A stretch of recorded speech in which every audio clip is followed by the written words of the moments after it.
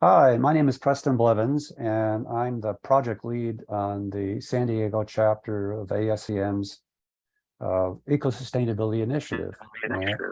And if you haven't been following what we're doing, we do have a website. It's appended to or part of the chapter website.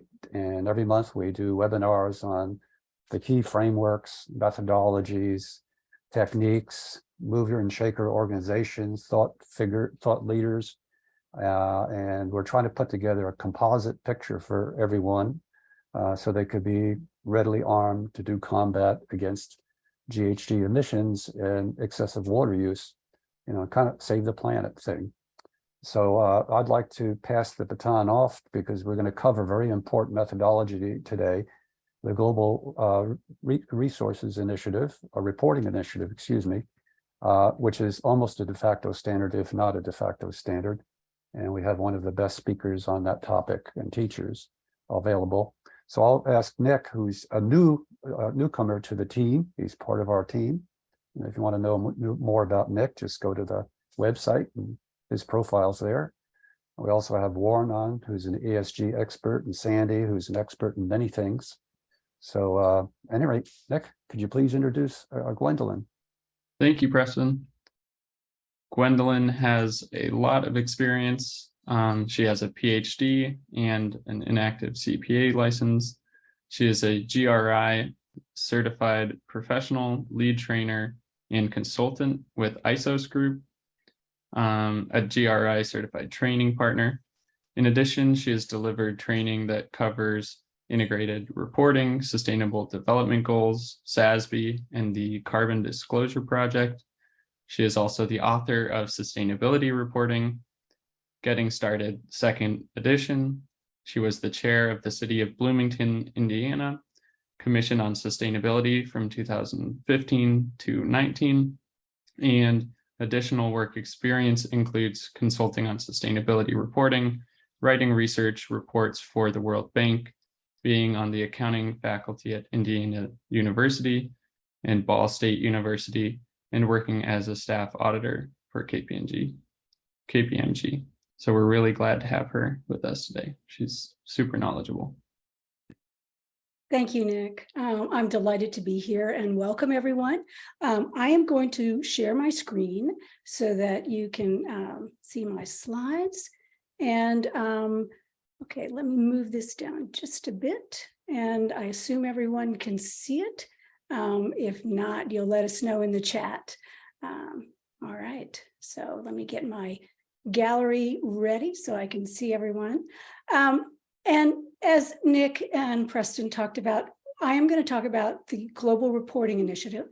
And these are sustainability reporting standards. And I particularly put this slide deck together from the perspective of the relevance to the supply chain. So it, and I know that covers a wide range of things, but I hope that I will highlight things that will be of interest to you, and that if you have further questions or want to know more, we can, talk about other ways that you can get more information. I will tell you that I work with ISOS Group. I am a trainer and also a consultant with them. Let me get my next slide, sorry. ISOS Group is a small boutique consulting firm and has been around since 2010. Does a lot of work with large corporations in terms of helping to write reports, do greenhouse gas accounting, assurance. So there are a lot of services that we provide. And although we have many people in different parts of the country, the headquarters is in San Diego. One of the things that we do is training. We offer certified trainings with GRI's certificate program. We have CDP training, we have SASB training, and most of them I do. So, borrowing on my experience as formerly in academia, this is a perfect fit for me. I truly do enjoy teaching, and particularly this very important topic.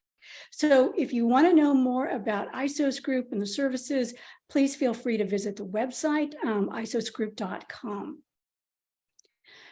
I'm going to start out talking about the Global Reporting Initiative, a brief history, because I think it's very important to understand. I always like to think about, well, how did we get here? You know, where did we come from in terms of the reporting aspect of sustainability? And if we look at where GRI started in 1997, which came out of two nonprofit organizations, Ceres and the TELUS Institute. But the whole environmental movement really got a boost, and that sounds bad, a boost from an oil spill. But the idea that other environmental things had been happening prior to 1987, but these were things that were not as really visible. A tragedy for the environment. And so, with this spill, with this big tanker with Exxon Valdez on the ship's hull, you could see that, gosh, there was a company behind this. I mean, and I think that's where a lot of this public outcry was. Well, let's hold companies and people responsible. Let's hold them responsible. So that was kind of the beginning in 1987 for a real movement of holding companies accountable. So GRI was founded and then split off from Ceres and TELUS into its own not-for-profit organization with some assistance from the UN Environmental Program. It is now headquarters in Amsterdam. It is a separate organization with a separate independent standard setting board. So it is the Global Sustainability Standards Board that creates the standards and revises them from time to time.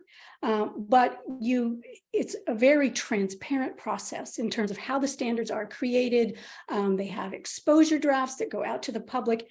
Anyone can comment on them. There's a period of exposure that, the draft is out there. I have commented on revisions and sent them in, and then the board takes them, reads through them, and adjust as they see fit. So I feel very confident in the process, and I think that's very important. If we look at where it was the very first accountability mechanism that was available, and holding companies responsible for things they were doing that were detrimental to the environment, to people. And initially started out with environmental focus, but has broadened to include economic and social and governance. You hear a lot of ESG, okay? There's a lot of terms that are synonymous. ESG, corporate social responsibility, sustainability reporting. For me, I use them interchangeably. So, but increasingly investors are focusing on environmental, social, and governance, the ESG, reporting or metrics. So that is a term that is in vogue, if you will, right now. If we look at what GRI did, the original guidelines, and they were called guidelines because they weren't standards yet, but initially published in 2000. So you can see that GRI has been around over 20 years, and they're going, on their 25th anniversary. So this year, from 1997 to 2022. Periodically, there have been updates to the guidelines. And so you can see when those happened. And each time they revised, a whole new document came out. It was a big event and a party in Amsterdam. No, but they would have a big unveiling, each time they revised. And it was an overhaul, actually, of the whole document. When it became a standard in 2016, that's when we started to see more approach to a modular set of standards where not the whole thing had to be revised, but pieces could be updated. And the most recent update was in 2021. So that version of the the reporting standards is out, it's available, anyone can download them for free. And I really appreciate the freeness of a lot of standards and guidelines, that anyone has access, can download them, can use them. And so if you take a look on the GRI website, you can download them in multiple languages, which again makes it accessible and usable and a great thing, okay, for people to use. So definitely want, for anyone who's interested to go look at the standards, to feel free to do that, read them. There's a lot there. There's there's we'll talk about some of the other frameworks, and there's increasingly more linkage documents being created that show the linkage between one framework and another and how they're connected. So it's not, you don't feel like you're dealing with 10 different standards and that each one of them is different, or each one of them has very separate things. There's a lot of overlap. So I don't want people to get scared off thinking that there's so much out there. Yes, there is a lot out there, but it's not so terrible. In terms of thinking about, this demand for reporting is growing. It's not stopped. And investors, well, first of all, there are lots of problems that still need to be addressed: climate change, human rights, and economic disparity. So those economic or environmental, social, and economic issues, those three things that would be kind of the pillars of sustainability: environment, economy, and society. So there are many issues to deal with, and companies have a role to play.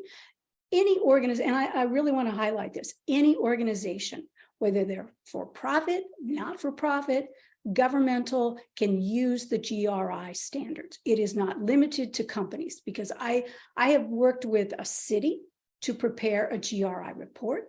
I've worked with a university to do the same, also an airport, a not-for-profit organization. So they benefit greatly from those this reporting. Investors are increasingly coming into the arena and saying, this matters. This matters. We need to know information that can help us with our decision making, both from an opportunity perspective and a risk perspective. It helps to inform the impacts that environmental risk have or social risk will have for an investment. And we are seeing just an increase, tremendous increase in companies wanting to know more about the different frameworks, because the investors are saying, well, where is your GRI report? Where is your SASB report? Or whatever it is that they're interested in. And now companies feel that burden, that, if you will, or that opportunity. I like to view it as an opportunity for companies to step up and say, okay, what can I do? What can I do to report, and how is it going to help me? And I think that is really important to think about how that's going to help the company. And that brings into the idea of these benefits, benefits both to the organizations that are operating businesses or city agencies, and also the stakeholders. And when we talk about stakeholders, we're talking about anyone that's pretty much affected by the organization. So it can run the range of employees. It can be the community in which you operate. It can be not-for-profit organizations who speak for vulnerable populations. So, a lot of times you'll see that certain stakeholders don't have a voice because of their position in society, but these non-governmental organizations become their voice or their representative. So there are many benefits for this reporting that can be used to assess risk mitigation. I used to teach, one of the topics I used to teach was managerial accounting. And I find that an incredibly useful tool, that just any of the tools in that area. And I've used sustainability reporting as a management tool. And if companies are not using it internally, they're missing half of the benefits for their efforts. So it should be used as a tool to figure out, well, what are your impacts? What risk does that carry for you? If you're having, an environmental impact, and what can you do to mitigate that risk? What are the things you can start to set in motion? But until you recognize those risks, you don't know you have them. So definitely a benefit to the organization. You can use it as part of your strategy, setting the business strategy, setting goals. If you say, I want to reduce greenhouse gas emissions by 10%, that's part of your reporting. You're putting it out there publicly and internally. And also as a great communication device, both externally, you're providing these reports, people read them, okay? All kinds of people read them. Potential employees, people looking for a job, if they're going to check out your company, many people say, I want to see what kind of sustainability activity they're involved in. What's their progress? What are they saying? And so that becomes a great, I don't want to call it PR, but I want to call it a great communication device to talk about what you do that can say, this is a good company. And also internal communication. People within the company need to know what's going on from a sustainability perspective. One of the things I've seen through all my consulting is that when a company publishes a sustainability report and employees read this and they go, I didn't know we did this. They're learning things about their own company in these reports, which I think is a really good thing if you can use it to communicate within. Okay, and it's a great morale booster if you're saying, here's what we want to do, here's our strategy, here's how we're achieving it or not achieving it. And I think that's an important thing to highlight, is that the GRI approach is that you report in a balanced fashion. You report positive and negative things. Otherwise, it becomes what people view as a greenwash. And that's so negative because that says you're only presenting positive things. We never see you do anything challenging, or you never have any challenges, when in fact, that's not true. Okay, most companies have something they have to work on. So from that perspective, you gain credibility by having a balanced report versus it's all good news. Okay. And what I think is important is that the GRI has been around the longest in terms of a framework and a guideline, and now a standard.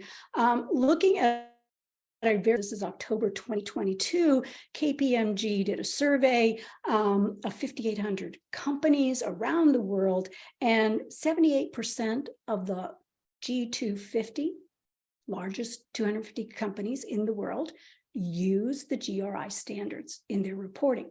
They use other things as well, but that this is a very prevalent standard that's being used. And you can see the change from 2020, 73% then, and now 78%. And this is just a breakdown of, where regions of the world where only GRI, only reporting standards used by the majority of companies. So if we look at that, we see around the world considerable uptake. Okay, we're going to talk about the structure of the standards. And as I talked about earlier, that over time, the development of the standards, they've come to realize that things are changing, and changing maybe faster than sometimes we like, but that to be able to keep these standards up to date, it is important that they be in a modular frame or setup. So let me show you the three components here. The universal standards, this is one of the three components. It applies to any reporter, any organization that wants to use the standards. So that's why it's called universal. Under the universal standards, there are three parts. GRI 1, which is the foundation. And in that document, it has the principles and the requirements to be in accordance with the standard. So the reporting principles are extremely important. They're more than just fluff. They drive how you are to report. So it's important to read and understand those principles. And then we have the GRI 2, general disclosures. These are 30 disclosures that if you want to be in accordance with the standards, you must address all 30 of them. Some of them are really easy to do, like what's your name?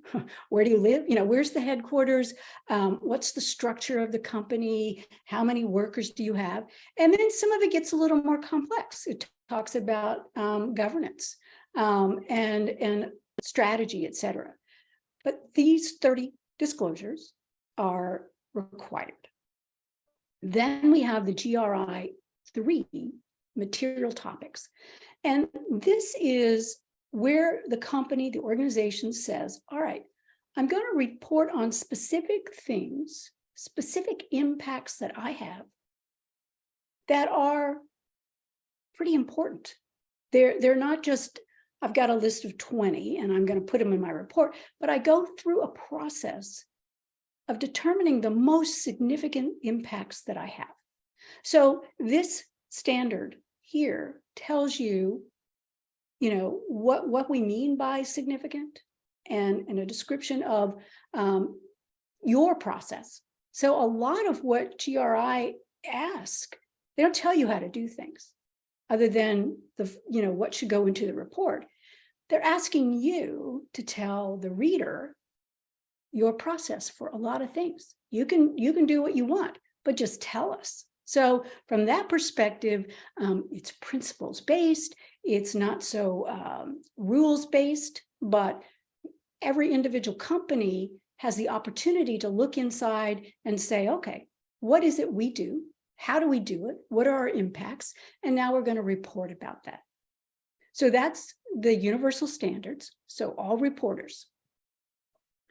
Then there are sector standards, which apply to reporters only if you're in these sectors.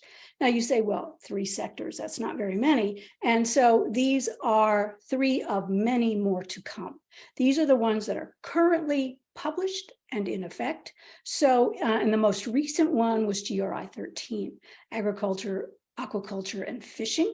And each one of these standards has a description of the industry within it so that you can read through it and understand, do I fit in this industry?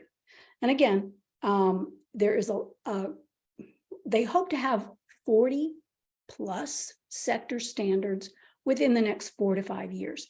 And the board, the standard setting board, has a list of topics or industries that they're going to be working on, and they've done it in order of what they feel to be the most pressing.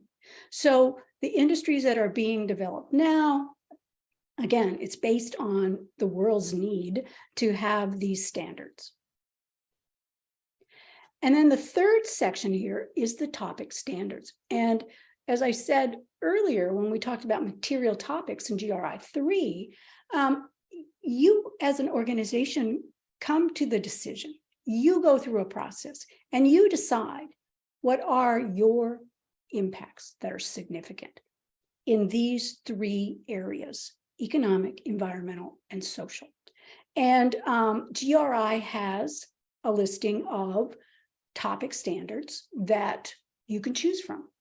And if you say, well, I've got one that's not in that list, you still report on it. You report on it using a metric from maybe your own trade association, from maybe your own industry that your industry uses.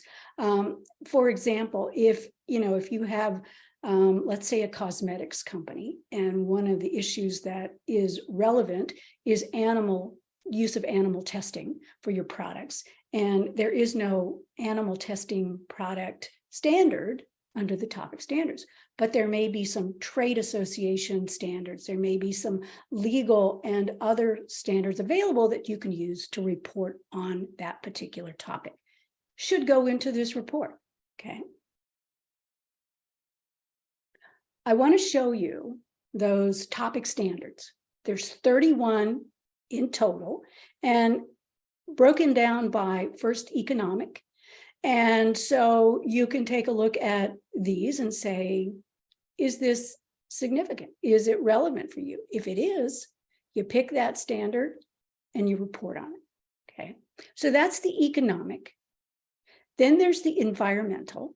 And I've highlighted in yellow the ones I think are likely to be relevant in the supply chain. Depends on where you are in the supply chain. But these could be potentially issues that suppliers, their impacts are. So energy, water and effluents, biodiversity, emissions, waste, supplier environmental assessment. Okay, so those are the environmental. And then if we look at social, which has the most here, and many others could be relevant to the supply chain, but just a few that I wanted to highlight and show you a little bit later, very specifically what those standards are requiring for disclosure. So child labor, forced and compulsory labor, suppliers' social assessment.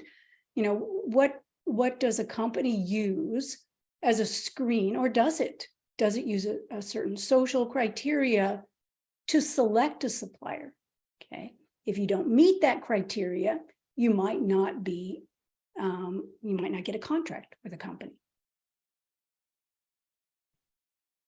All right, so I'm going to go back to GRI 2. And, these are general disclosures, and again, required for all reporters. And I'm going to highlight or show you one of these categories in the general disclosures is activities and workers. What's in here is a requirement that you describe your value chain. So all the way up and down from upstream to what you do to downstream. So it's for many companies have already started doing the value chain, and some of them publish really nice graphic pictures of their supply chain and then a narrative description. So one of the nice things about GRI's reporting standard is that the format you use is completely up to you. So you can decide how you want, you want to put it in a PDF, you want to put it interactive on the web, you want to do, graphic design, you want it to be all narrative, but it's up to you.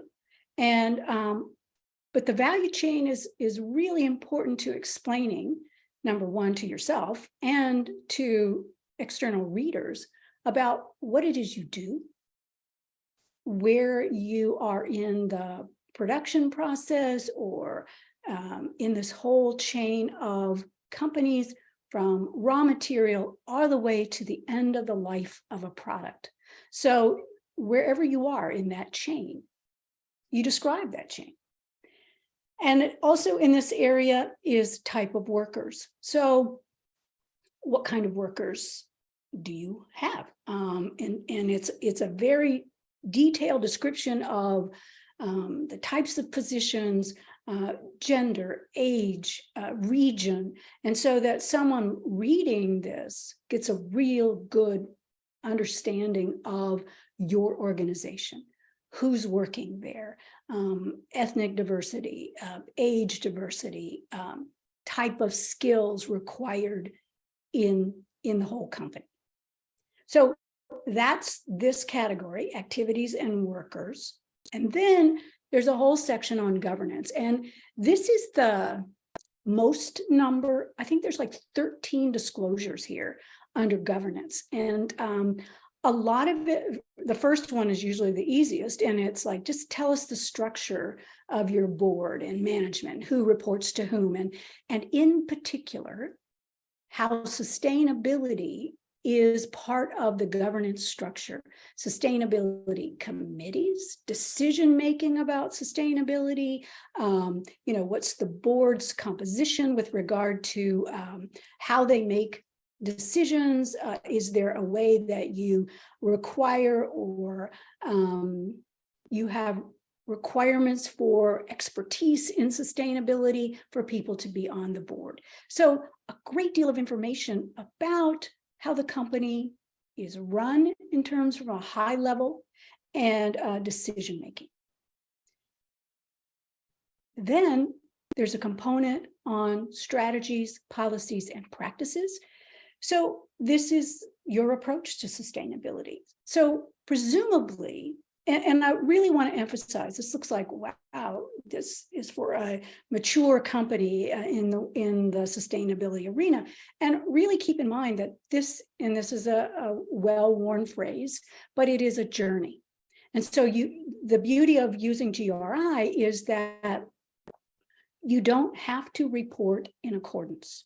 You can still use the standards, and that is called referencing the standards. You write in the report, we have referenced these standards. We're not meeting all the requirements. One, we're not there yet. We're not ready to do all of these requirements, but we like a lot of the disclosures, and the disclosures are going to help you get started on your sustainability journey. So again, if you want to be in accordance, you have to meet all the requirements. But if you say, well, I'm not there, you can do it and say you are a referenced reporter. So writing out your strategy and how sustainability is part of that strategy, in terms of your products that you're going to be creating, what it is that your goals are, what are your challenges, and then various policies that you have with regard to sustainability. It could be diversity, inclusion, equity. It could be a whole variety of policies and practices that incorporate sustainability. Okay. And as I said before, GRI doesn't tell you how to do the strategy. That's up to you. Or do the policy. You can look at best practices with peers, etc. But GRI is saying, you tell us what you're doing. And another component is stakeholder engagement, where, as you're preparing your report, you don't do it just in a bubble.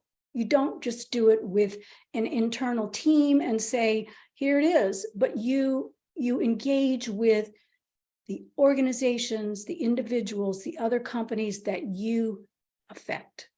And so you're already engaging with stakeholders. If you have customers, if you have suppliers, you already have that conversation on other matters, perhaps. But this incorporates sustainability, asking for feedback on the impacts you have. So what GRI is asking here, tell us, how do you go about engaging your stakeholders? Okay. How do you know who's a stakeholder? And then there's a component on collective bargaining. And all this is to say what % of your workers are covered by collective bargaining agreements in your company. And, it's not asking how many belong to the union or anything like that, but just what % is covered. And because employees are such a large stakeholder group, that's why it's under stakeholders. So these are major, these are 4 out of the 5 components of general disclosures. But I just wanted you to get a feel for what is in this section of the GRI. Okay. I want to show you an example of the dairy industry's value chain. And this comes from the Dairy Association, and these are my, I've taken the liberty of putting icons on their value chain. But this is what they have come up with as a life cycle analysis for the entire dairy industry. And this organization is doing a lot in the way of encouraging sustainability practices among all members of the dairy industry. So they have a materiality assessment guide that they created, and I'll show you a little bit of that in a bit, that is available for download for anyone to use. ISO's group was involved and has been involved with helping them to create this materiality assessment. And it is based on parts of it from the GRI standards. So, there is that connection here. But this would be, the life cycle of the dairy industry from feed production all the way up to the consumer. Okay, so if you are in this value chain, you might be the processor who takes the milk, makes cheese. You might be in that stage, or you might be the milk producer. You might be the farmer. Okay, so what does this do for you? The point of this value chain is to help you evaluate potential environmental and social impacts along the whole value chain.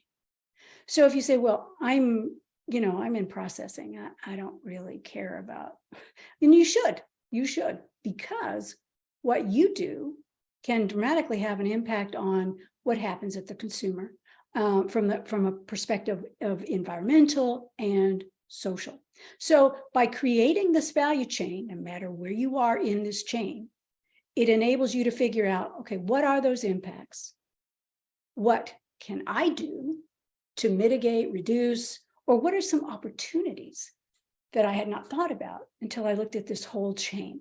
So just as an example, some likely impacts along this chain, and it doesn't matter where, greenhouse gas emissions, water impacts, waste, potential child labor, forced labor. And again, where you are in this chain, some of these will be more likely, more significant than others, okay? So I want to talk about, some of the topic specific or topic standards from GRI. What we have here in the environmental, these are the ones I said I think are likely to be material for the supply chain. So we've got energy, and every GRI disclosure has a unique number. So when we have a hundreds number, like 300, 400, it's 200, 300, 400, those are topic disclosures. Okay, so I would only report on these if I had determined that it was significant. It was a significant impact that I had. I don't want to waste my time or anyone's time reading a report that has a whole list of things that really aren't that material to me. They're not that important, but I only want to focus on the ones that are important. And so I want to go to the next one, which is we're diving into a very specific energy disclosure. And within this topic disclosure, there are 5 metrics, okay?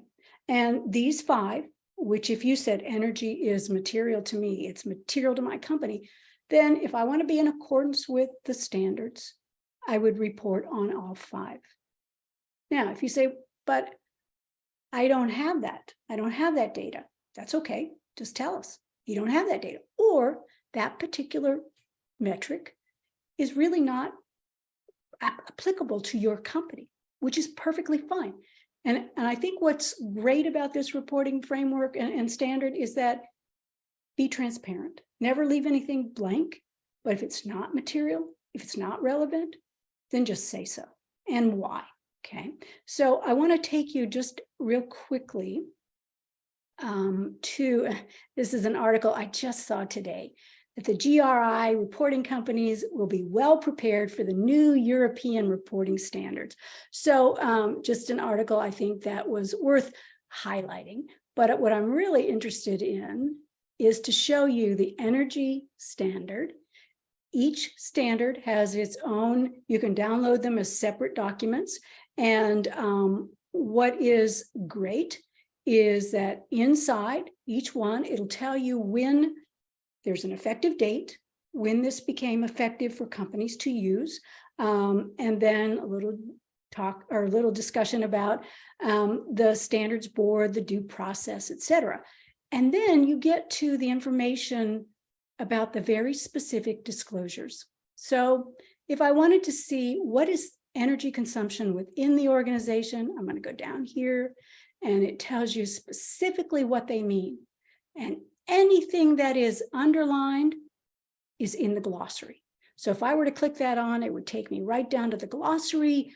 I'd understand exactly what they mean by a non-renewable source, and very specifics about, units to be used. And I think what's very important to understand, and I know this is way overwhelming, but there's a lot of guidance, and a lot of guidance about what they mean, helping you to report. So you're not just left with a metric you need to come up with, but what does that metric mean? Okay, and how can you use that standard? And I will go over to the water while we're here. Again, different water withdrawal, or actually, I want to go to this one. Interaction with water as a shared resource. So basically, how are you interacting with water? Kind of setting the context for your impacts with water. How do you identify your impacts, et cetera? So there's a lot of management discussion about how you're managing these very important impacts that you have. Okay. So there's the water and effluents, and you can see the specific things that are in this particular topic disclosure. Then there's emissions, and these are pretty straightforward. What are your quantitative values for scope 1, scope 2, scope 3, and your intensity based on how many, if you want to say, products you produced, giving it a kind of a stand or normalization of your total emissions. And then what are you doing to reduce greenhouse gases? So it's more than just tell us your numbers, but then tell us what you're doing in the way of reduction efforts. Waste is another one. And again, there's 306-1 and 306-2 have to do with how you're managing waste. And so these are often narrative discussions about, what are you doing? And then there's quantitative things: how much waste, what kind of waste, how much was diverted from the landfill, how much was directed to disposal. Okay, so you get to qualify what kind of waste you have, where it's going. And the supplier environmental assessment, again, this is screening suppliers. What is it that you do, okay, to using as an environmental criteria? And then what negative impacts are there in the supply chain that you've discovered? And then what have you done to alleviate those? On the social arena, we have child labor, forced or compulsory labor, and supplier social assessment. Again, these are 3 out of about 18 social topics that I thought would probably be relevant to many in the supply chain. If we look at specifically what does child labor mean in terms of a disclosure here, you would be disclosing the operations and suppliers at significant risk for incidents of child labor. And, the pictures I chose here, the apparel industry, agriculture. I teach a course on human rights for GRI, and I also teach a course on the SDG, Sustainable Development Goals. And some of the research I've done, that a lot of child labor incidences take place in the agricultural industry. That's where a lot of it happens. And also in the apparel industry is problematic as well. And one of the things I was really interested in and found some incidences in the US. There was, I think, one of the Korean car companies has a factory in Alabama, and they discovered children under 15 were working in the factory. So it goes on in places we don't necessarily think of immediately, but it's, again, companies need to assess their risk of that. Forced or compulsory labor, this is again identifying operations and suppliers where this could be a risk area. And then the supplier social assessment, we've got in this first disclosure, new suppliers that were screened using the social criteria. And then the second one is negative social impacts in the supply chain that you found. And then what did you do? So if we take a look at an example here, Ford Motor Company, and they report GRI standards. And so this was their discussion. It's pretty long. And the gist of it is that COVID-19 really had a dramatic impact on their ability to do their audits, to do their on-site audits. But they, they were able to do some of it. They talked about, using the Responsible Business Alliance to help them in doing this screening. And so that's the detail. And then the second one is negative social impacts in the supply chain and actions taken. Based on that report period, none of their suppliers were terminated for negative impacts. So again, that is a piece of information that we're learning. Okay, so I want to talk about the supply chain, what I think is relevant. All of it is relevant, but highlighting how the GRI key concepts.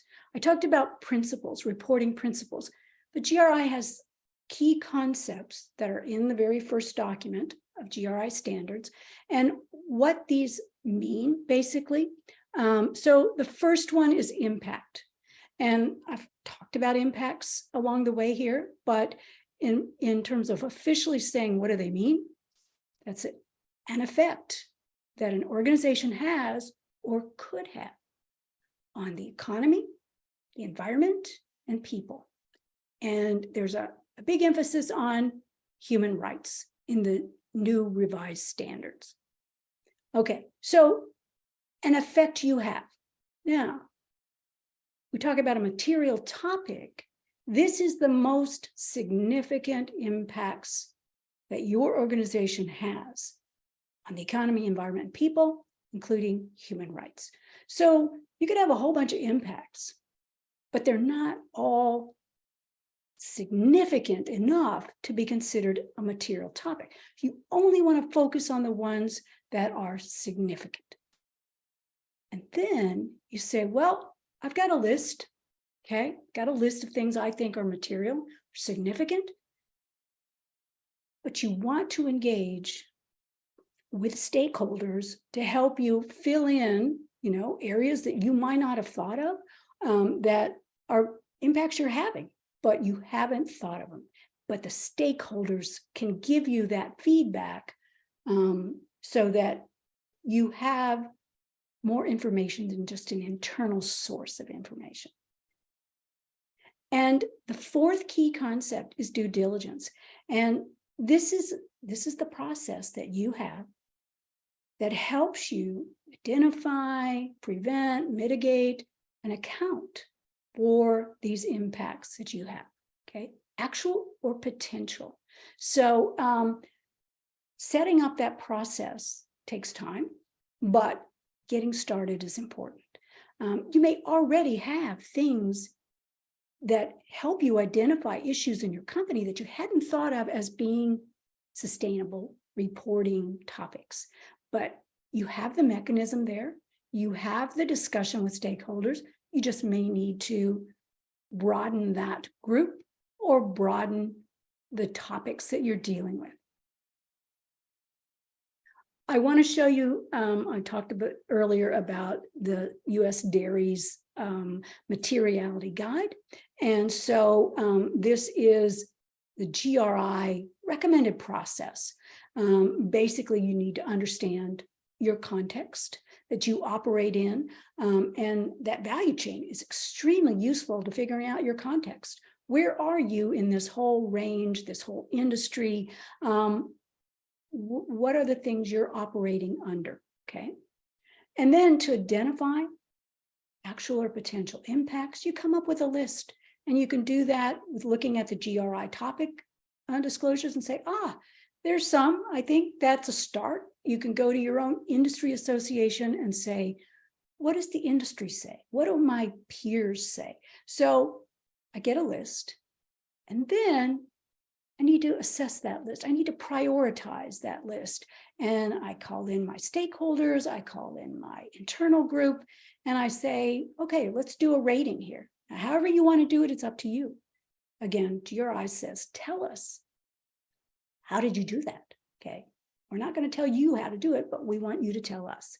And then you take those material topics, you talk to experts in the field, you talk to, if you're in the chemical industry, then that is something you can talk with academics, you can talk with various trade associations to help you determine what are the most significant for you. Okay, so that there is this process. It's pretty logical, but again, getting started, knowing where to start is important. And this is, again, taken from that materiality guide from the dairy industry. Just, process. Get ready. Get your stuff ready. Get a team together. Prepare for this. Then do a review using, in this case, the Dairy Association has some topics that have already been selected for being material. Go through, do your analysis, finalize, and then take that to your organization. Continue to monitor. So those are the steps, basic steps of identifying what is material. And as I said, this is available for anyone from the Dairy Association to take a look at. Okay, you're not in the dairy industry, that's okay, but you get to see the process. You get to see an example of what an industry association has done for members in that industry. So if you're in a different industry, there might be something already out there for you. But again, if there isn't, then maybe you can create one. You can be part of a partnership that creates an assessment guidance. Okay, so we've come to the end of my formal presentation. And what I do want you to know that if you are interested in any courses, GRI courses, through ISO's group, we have a 15% discount coupon, and the discount code is listed below, and it will also be posted available for you. But you will have access to this set of slides as a PDF. So again, you can go back through, take a look at it, and that code is in this last slide. Okay, I'm going to stop sharing.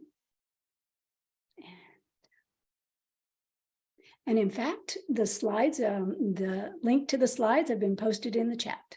So I want to open it up for any kind of questions that you might have.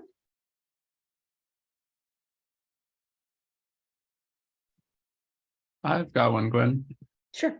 I just wanted to say thank you. That was very informative. And I'm curious, it seems like a lot of the different steps are maybe at more of a management level. Do you have any recommendations for someone who is maybe not at the management level yet, for getting involved and helping to kind of push this forward at an organization? And, a lot of times grassroots things really get going. That's where a lot of the reporting has started, is that someone in the organization says, we really should do this. And what I would do is take a look at peer companies, see what they're doing.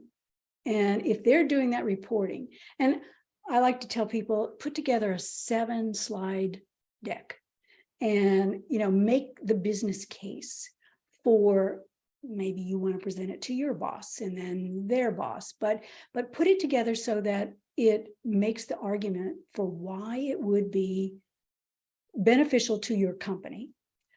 Give examples of your peers and their reports, and, make it very brief. I came across, this is not me, but someone, in trying to put together good slides, I came across a guide, 7 by 7 by 7, 7 slides, 7 lines per slide, 7 words per line.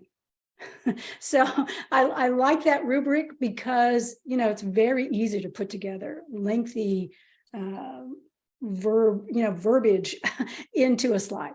But again, that's where I would start. And also just get a feel for who you think could be your ally in an organization to help gain support for it. Awesome. Thank you. Welcome. Just an observation, much of what takes place from what I can determine with the GRI, is there's a lot of discovery potential there, meaning most companies really do not know at the management level how things really operate down there. And maybe they should engage in a little bit of walk around management, walk around and observe things and ask questions, which again is part of this lean toolkit of lean thinking. But they'll find lots of things. Every time I've been involved with an implementation of a system that was corporate wide and everybody was involved, it was amazing on how much was uncovered. So it seemed to me that much of the information that is required for GRI already exists, and GRI would fill in the blanks. Or if a company hadn't managed itself all that well, wasn't that formal, it will be there'll be lots of discovery. And all that information is reusable. It's needed for a business plan. It's needed for sales and operations planning. And now is needed for sustainability reporting, which is being mandated now, particularly if you're a public company.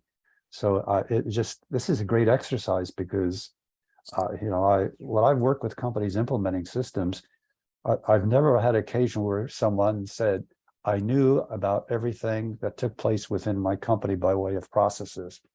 There was always lots of, wow, I didn't know that. This kind of GRI scheme would push that kind of information in front of people if they would adopt it.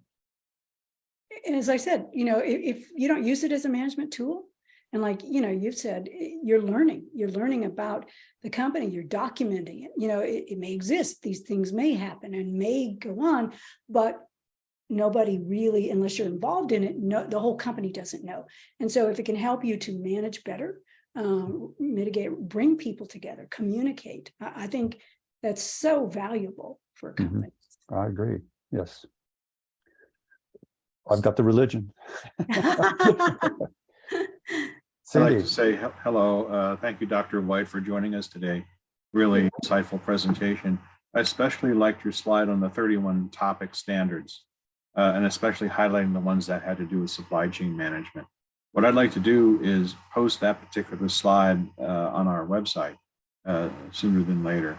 It was just really very insightful to see what are all the ingredients and the hierarchies that are covered in the GRI standards. So thank you for that. You're very welcome. Warren, are you up to commenting? Because you're the one professional that uses all this. I was just going to also echo what Sandy said and what Preston said, that I appreciate the great job you've done of trying to explain something that is so complicated and yet so important, as you said as well. And I can tell you that as a private company, it's a challenge. You're very accurate. And when you said that if you use this as management, as opportunities for business and management tools, it can help your business. But if you look at the amount of work that's involved, and I would also echo having a consultant help you, for anybody that's looking to do this for their own organization, don't go at it alone. I mean, our organization's had a CSR consultant that's been helping us with our reporting since day one. We're on our 10th, next year will be our 11th year of reporting. We're actually going to go back to GRI. Our last GRI report was 2016, before I was there in the organization or here. But I can't echo enough how important it is to have somebody help you through the process, because it's very daunting. But it's a challenge as a private company, I will say, to determine whether the extent and amount of work that's involved in doing this, while we don't have investors requiring it, it's still important to us, because I look at it as our customers and the people that we're manufacturing and selling our products to, our suppliers who we buy our raw materials from, are going to require it at some point in the future, whether or not we have investors or not. And the other thing that I think is really important, as a testament to why this work is so important, is that it's a great way to put yourself on a level playing field amongst other people in your industry. And my one question I was going to ask you specifically was, with potential consolidation, in your opinion, where do you see all this shaking out? Because this thing is, again, changing so rapidly. What do you think? Do you think GRI is going to still stay at the forefront because it has been the longest and most widely adopted standard globally? I do. And what I think is important that increasingly the investors are saying, tell us what the financial impacts are, okay, to the company. GRI's reporting standard is, what are the company's impact? I like to do this. I have to do this. What are your impacts going out? What's your greenhouse gas impact? What's your water impact? So it's the company's impacts going out. The other materiality that the SASB reporting, and I'm going to use a bunch of acronyms, TCFD, Task Force on Climate-Related Financial Disclosures, all of those things for the investor highlight what are the financial impacts coming at the organization from climate change, from legislation. But GRI is, and nobody else does that but GRI. So there's a real need for understanding impact. This is probably not official, impact materiality versus financial materiality. Now, when you put the two of them together, that's called double materiality. That means you're reporting both. And the new European sustainability reporting standards that are being finalized, there's a final draft, it has double materiality. Okay, so that impact stuff is not going away. And I like, just having seen, all these frameworks and standards, that GRI enables a company to start that process, to have a narrative, to really encompass it throughout the whole company. I think it's a very good tool. I would be surprised that it would go away because it, there are other stakeholders that other than investors. They just happen to be at the table more prominently than they have before. And I like to jokingly say, and it's not a joke really, but when I was working in academia and I was doing sustainability research and teaching it, and my colleagues would say to me, what is it you do? And that was about, 10, 15 years ago. What exactly are you working on? Because the mainstream accountants, they didn't see the need, the use, and they thought I was doing kind of weird little stuff. But who's now at the table? Investors, accountants, the big four companies are hiring sustainability people. They're training all their people to do and learn sustainability. So they're at the table, and I'm thrilled. They're not only just sit at the table. I can't remember who it is now, but one reportedly is going to spend $1 billion rolling out through their entire consultancy, all the tools the kind of things we're trying to cover in our initiative, but at a kind of not as intense a level. But that's a lot of money to spend on educating your workforce. So they think it's important.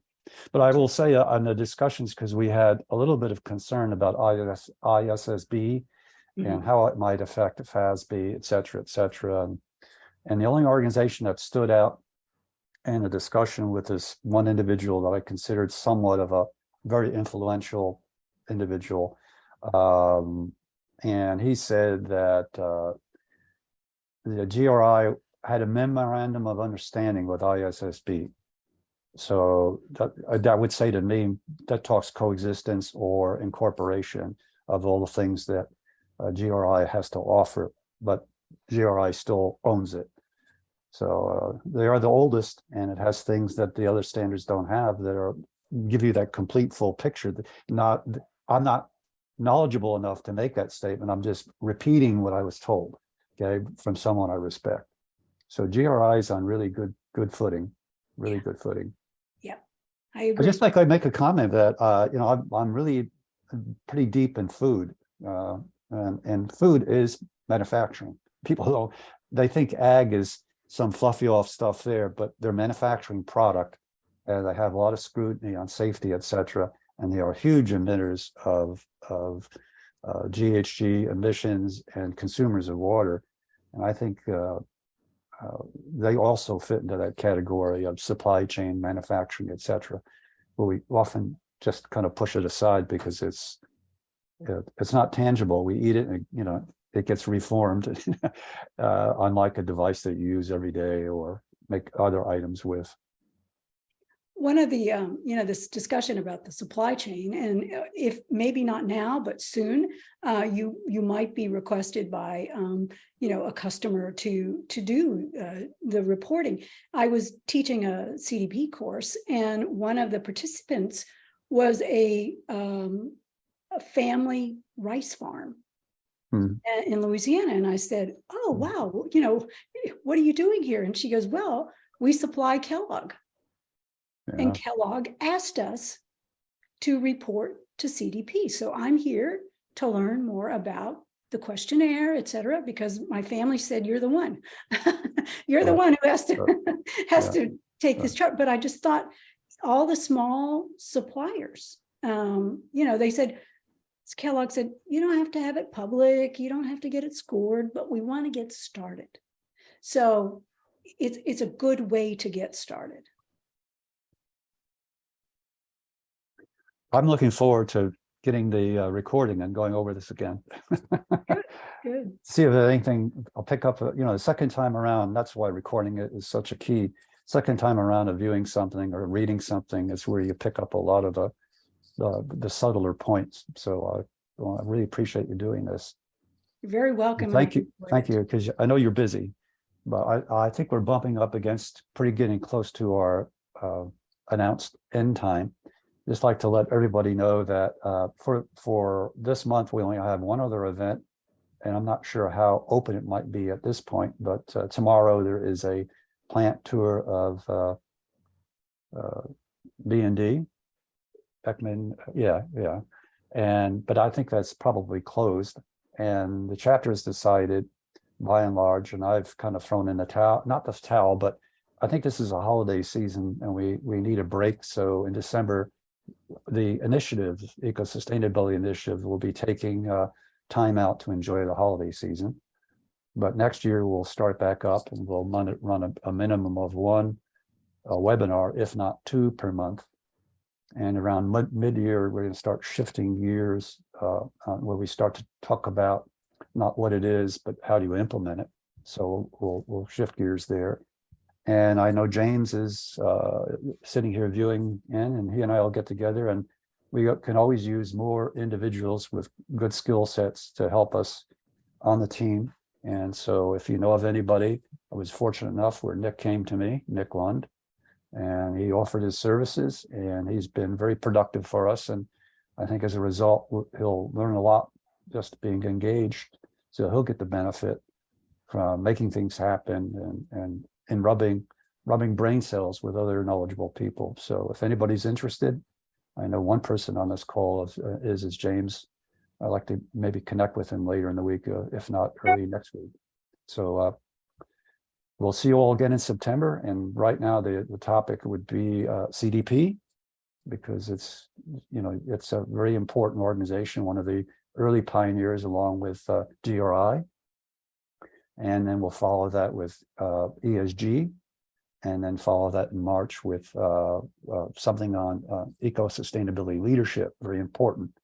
It gets down to if you got the right leader in the company with the right motives and skills, great things can happen. So that's the first quarter plan. So we'll be posting it early, maybe midpoint next month. We'll have details on the January meeting out there for your scrutiny. But again, the pattern for the first quarter would be CDP, Carbon Disclosure Project, ESG, and then follow that by eco-sustainability leadership. So have a pleasant holiday season. And if anybody wants to hang around and talk for a little bit more, I guess that's their prerogative, and we'll hang out here if you want, if you have questions of us for the initiative and maybe even Glenn would like to stay a few minutes further, but we did say 1:15 Pacific Standard Time, and it is 1:15. So for those who have to leave, thank you very much. And I put my email and my LinkedIn in the chat. So. Right. Plus it will also be when they see the recording, it's there. It'll be in the chat. Yeah. Okay. Right. Great. Well, I also just wanted to say thank you so much for coming, Gwen. That was Oh, super informative. Thank you for your time. you're welcome. Thank you.